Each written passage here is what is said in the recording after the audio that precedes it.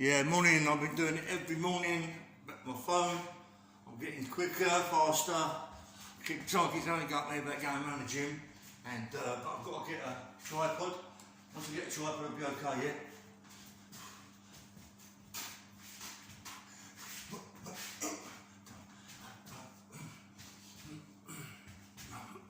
Morning, Serge.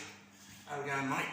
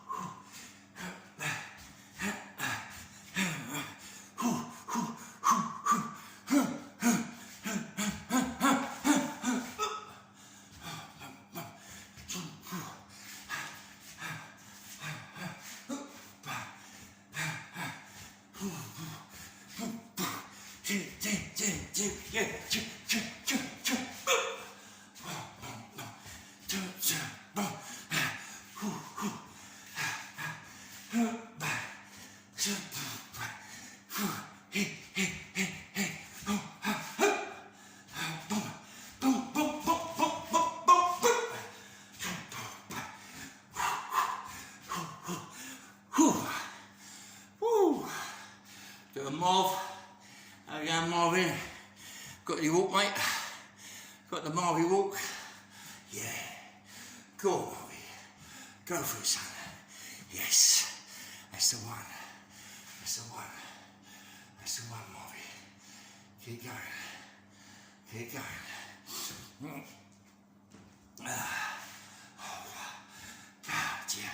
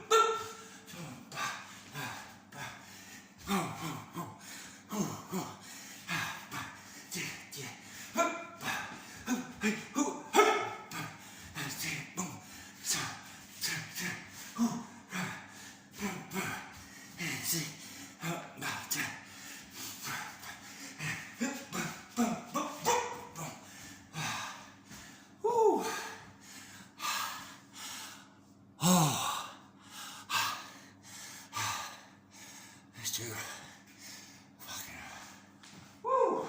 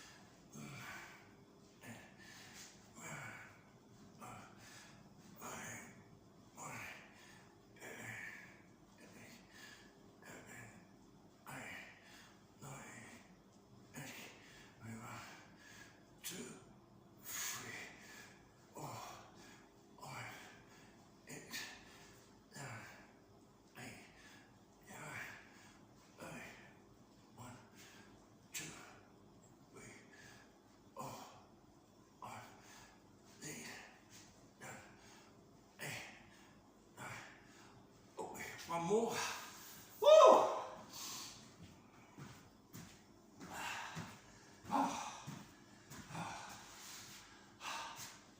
Woo!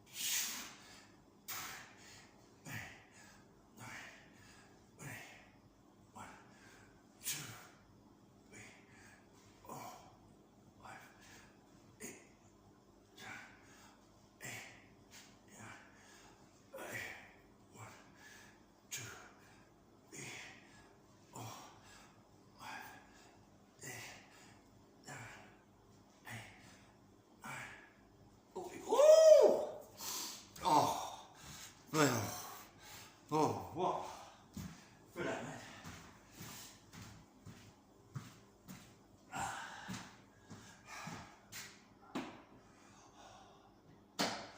Ooh. Where's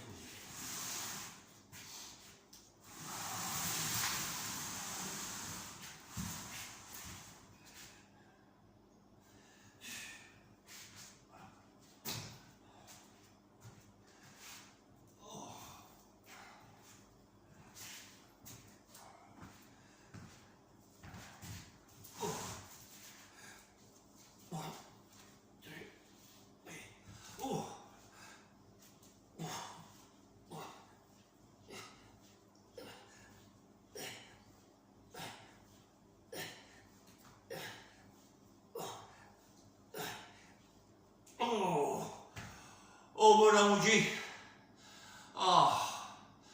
Woody this morning, Woody yesterday told me to do this on a chair. Wow, mate, I'll tell you, I can feel that, mate. I can feel that better than any exercise I do on the tummy, mate. Oh, that ain't easy. I'm only going to do 10s, I thought I was going to do more than that. That is really hard. Thanks, Woody. 1, 2, 3, 4.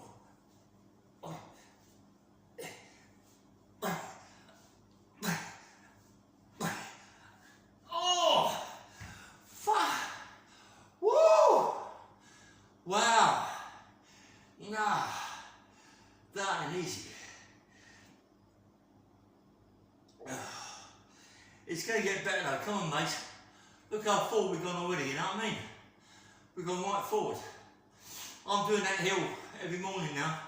Well, maybe one day a week I don't, maybe on a Wednesday, because you've got my book here, or Thursday.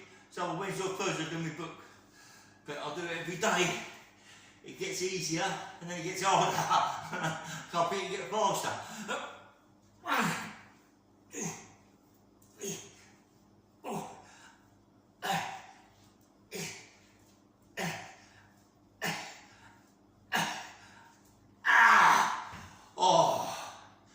Oh, mate. Oh, God. Oh, I'll get better as that goes on. Woo. Oh, wow, that's it anyway. Put my coat on.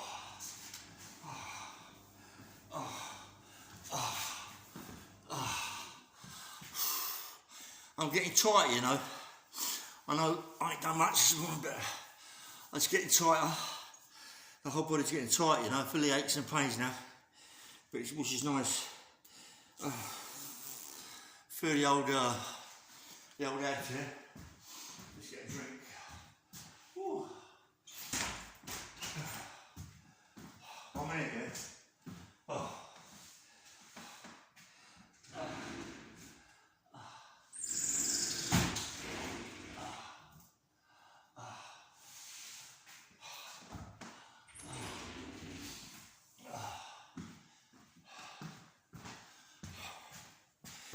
Come over here, boys. Ooh, fucking hell. You know, that was nasty. Oh, that was nasty. I've got to do the seat. 1 minute, gents. Sorry about this.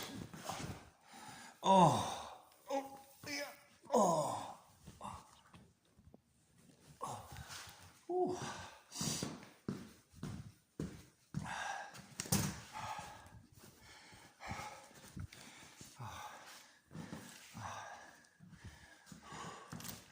Got to get comfortable, mate. Got to get comfortable. One more on there. And the back. And the dummy.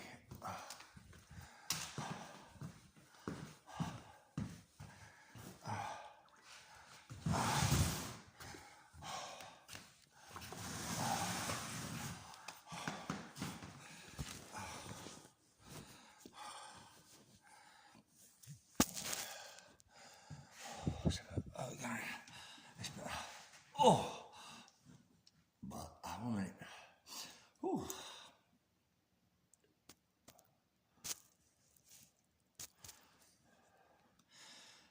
One minute, gents. I'm with you here. Ooh. Fucking hell. That was a bit hard. That.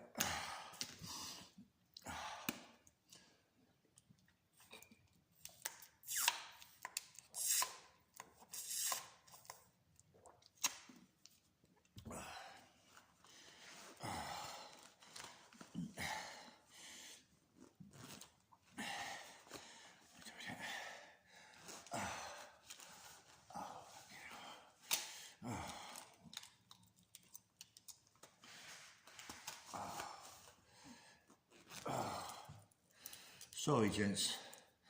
I'm going to try and, I keep saying I'm going to do it, yeah? My neck rolls as well, but I'm starting to do them in the flat, yeah? I done some last night in the flat and, giddy, mate.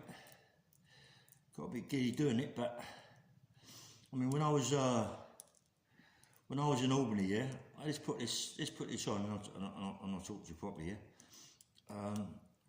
Let's talk to you properly, yeah? 1 minute. Let's talk to you properly. I don't know what I've done here. You know what I mean? Why? Oh, fucking hell. What's happened to this fucking thing?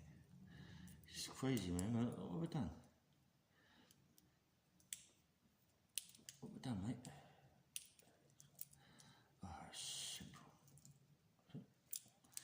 You shake it, mate, it's happened. It's good. Sorry. Sorry about this. It's mad, isn't it, eh? Oh dear. That needed him, mate. Yeah. Do you know what makes me... I don't know how this all gets knotted up. You put it in your pocket all nice and neat, and when you take it out, it's all knotted up. It's crazy. I think it's the friction in it, isn't it? Must be. Alright, that's better. Done. Here, let's put this on. Let's put this on, gents. Oh. Oh. Wow. Ooh. Sorry about all this mucking about, yeah, but I'm really sweating, you know. Right. Oh. Yeah. Yeah. Thanks. Well, I was just saying about my neck rolls, yeah. I was doing them in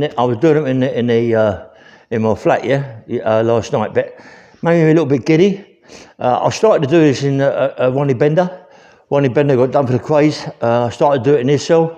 Ronnie had these cushions and all that. I should do it. He's driving me mad, mate. I should drive him mad. Ronnie Bender was a gentleman, I'll tell you that. Like, me and him, like, was right pals, you know what I mean? And he loved his sports, and I got him on a rugby team, rugby field a few times. He can't play rugby. He used to blame his legs, yeah?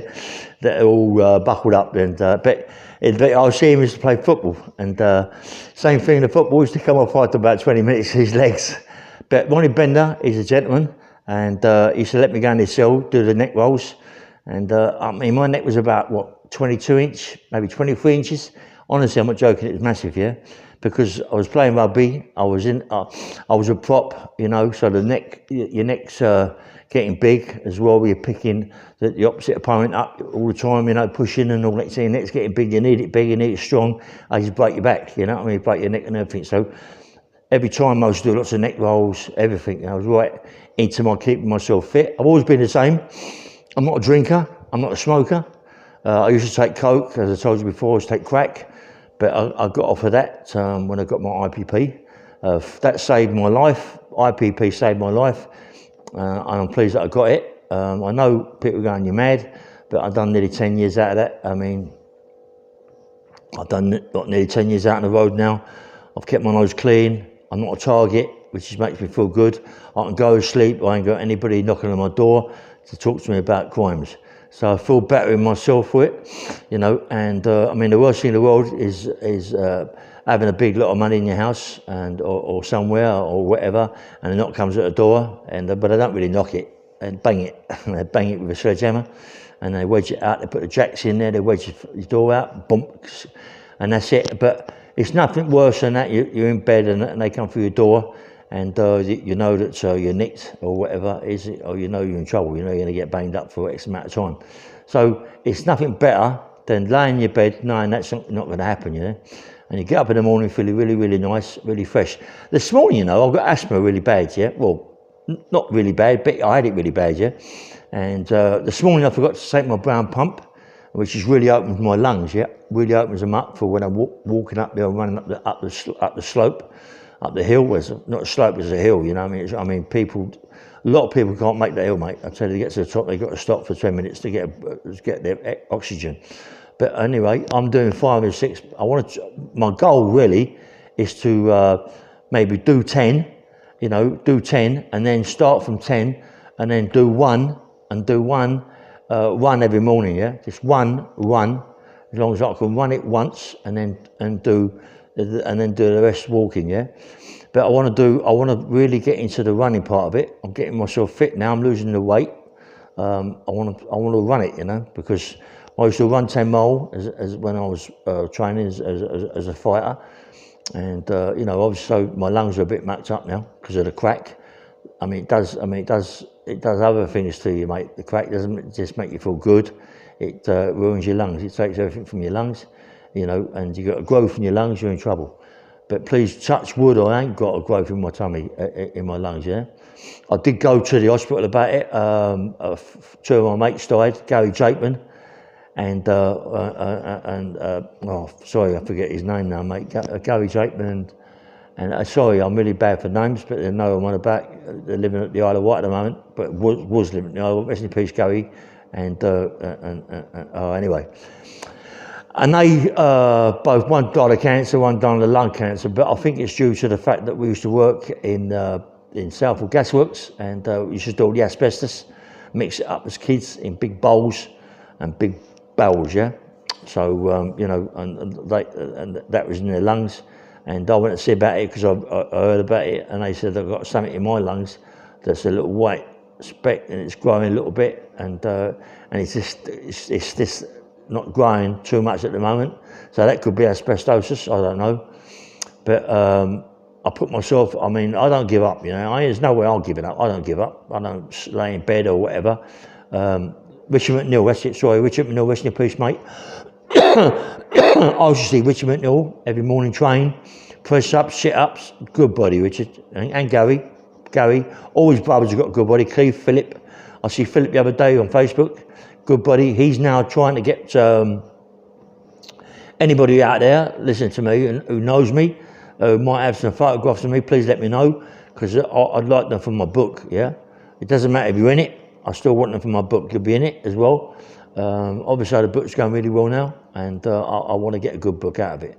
But anyway, it's not all about me all the time.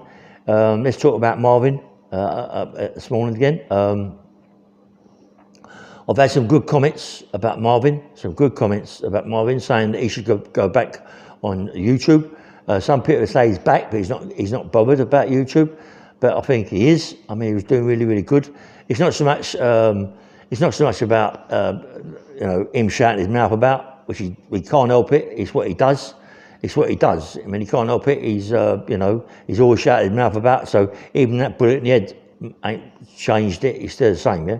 So he ain't going to change that. So there's no point in saying, he don't stop talking about himself, shut his mouth about it. That ain't going to change. That's Marvin.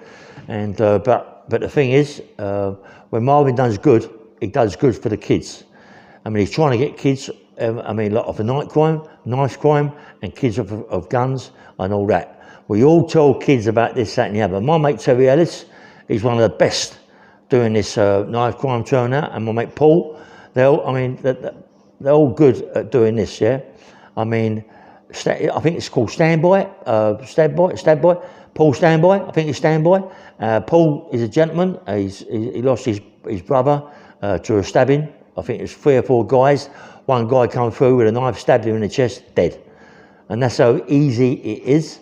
And you've got people out there like Marvin that are talking about it, are trying to get kids off a knife crime. I mean, it isn't easy.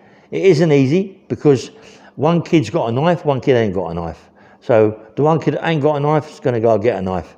It's that sort of thing now. It's virtually, it ain't easy to get kids off a knife crime, you know.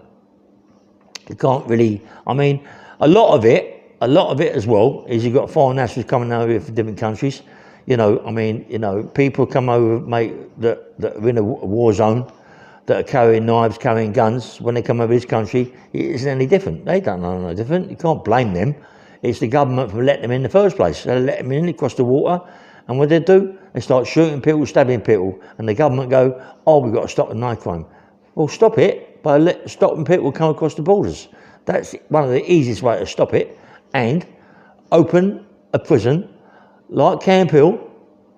All them prisons that are shut down now, use them for foreign nationals, to put them in, put them in. Let them go through the courses. Let them go through the courses. Like us people that got to go through courses. When we get put in prison, we got to do courses to try and change our ways. So put them in prison. They're illegals. They shouldn't be in here. So they're illegal immigrants. They got to go in prison. So put them in prison. Listen, I'm not in for one for banging people up, but come on, they're stabbing our kids. They're stabbing people. They definitely are stabbing people. Listen, they're coming over here on the boats across the water, and they're stabbing people. That's what they're doing. That is what you're coming. It's a war zone. They all come from war zone areas. Why else do they want to come over? Please, come on. We've got to try and do something about it. This is ridiculous. Ridiculous. How many people years ago used to get stabbed? Even armed robbers never used to go around shooting people.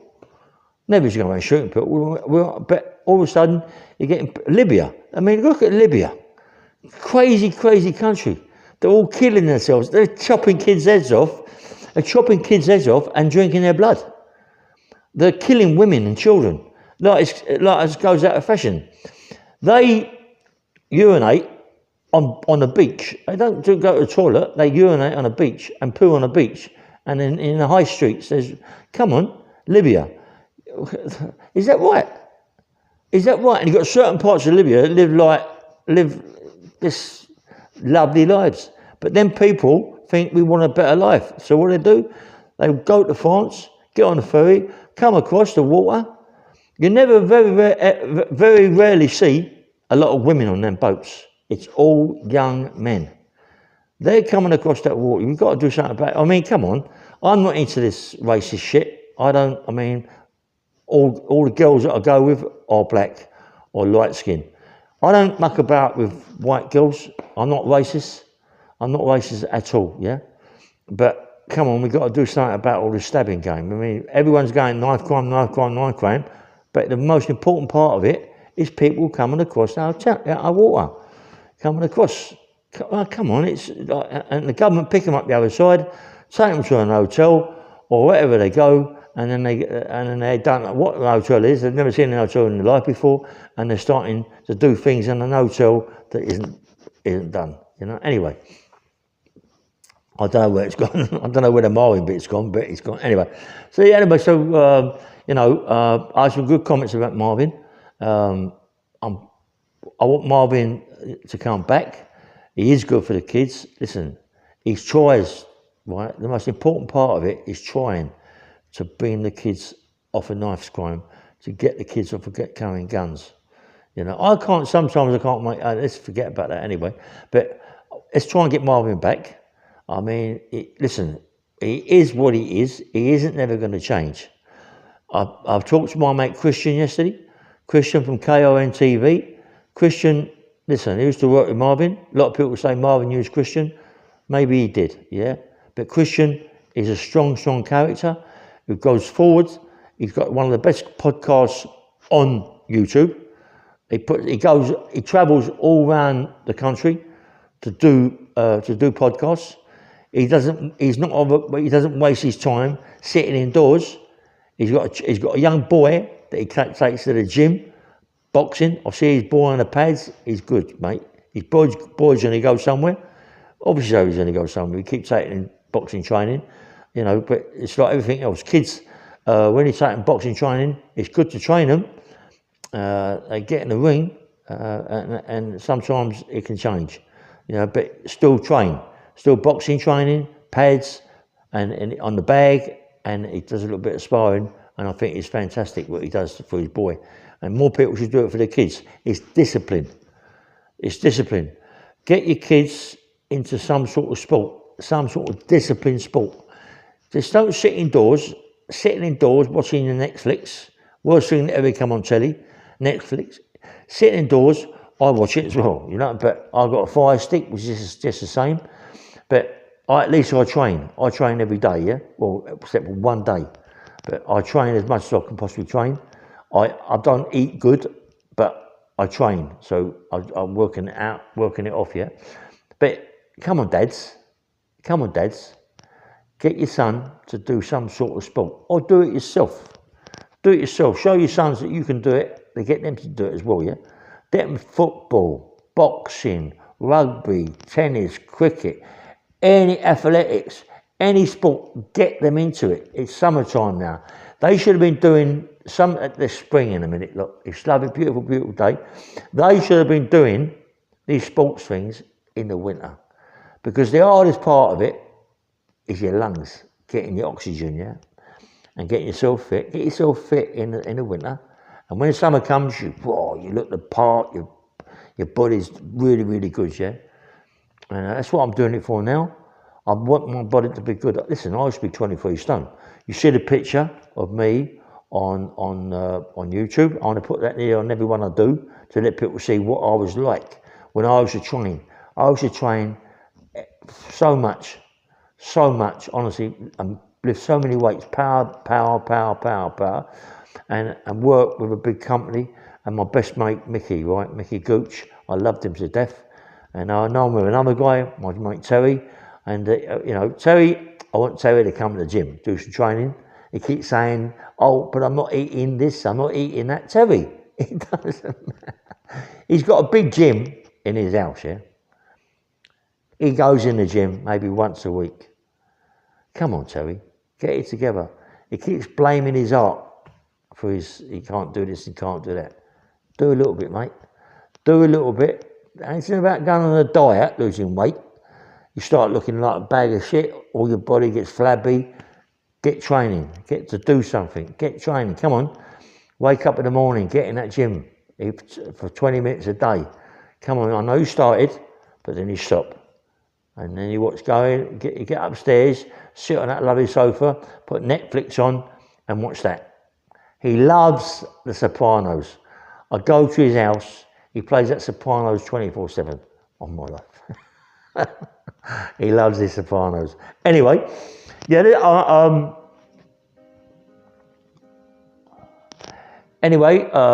this is Ray Bain Manuel. Please like and subscribe. Have a nice day. Yeah, bye-bye.